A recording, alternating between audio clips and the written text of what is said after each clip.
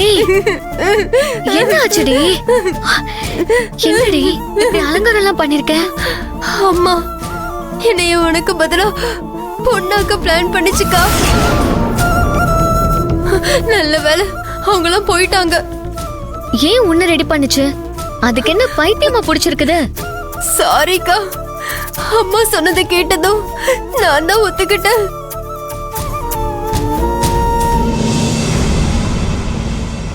என்ன பேசுச்சு? இத பாருடி, வந்திருக்கிறவங்க பெரிய இடம், நல்ல வசதி. அப்படியாமா? ஆமா கண்ணு. ஆனா என்னன்னா அவங்களுக்கு உங்க அக்காவை பிடிக்கல. என்னம்மா சொல்ற? அவங்களுக்கு உன்னையத்தான் பிடிச்சிருக்காமா. நான் சொல்றத கொஞ்சம் பொறுமையா கேளு. நீ அந்த பையனை கல்யாணம் பண்ணிக்கோ. அம்மா, அக்காக்கு மாப்பிள்ளைய வர சொல்லிட்டு என்ன கல்யாணம் பண்ணிக்க சொல்ற? ஐயோ சத்தம் போடாதடி. நான் சொல்றத கொஞ்சம் பொறுமையா கேளு. அவளுக்கு எங்களால இது வரைக்கும் கல்யாணம் பண்ணி வைக்க முடியல. ஏன்னு தெரியுமா? வர மாப்பிள்ளைங்க எல்லாமே நிறைய சீர்சனத்தி கேக்குறாங்க. அத நம்மளால செய்ய முடியல.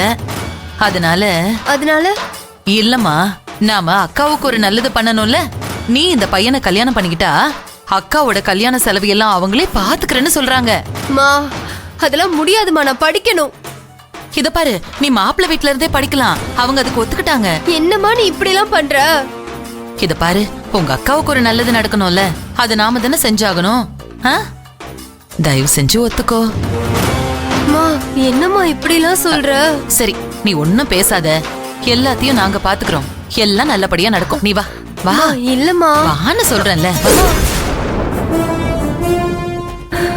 உனக்கு நல்ல வாழ்க்கை கிடைக்கணும்னு தான் நான் ஒத்துக்கிட்டேன்.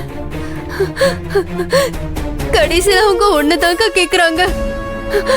இல்லன்னதும் போயிட்டாங்க. உனக்கு பண்ண துரோகத்துக்கு அவங்க முன்னாடி அசிங்கப்பட்டுட்டு என்ன மன்னிச்சிடுக்கா. ப்ளீஸ்க்கா, ப்ளீஸ்க்கா, என்ன மன்னிச்சிடுக்கா.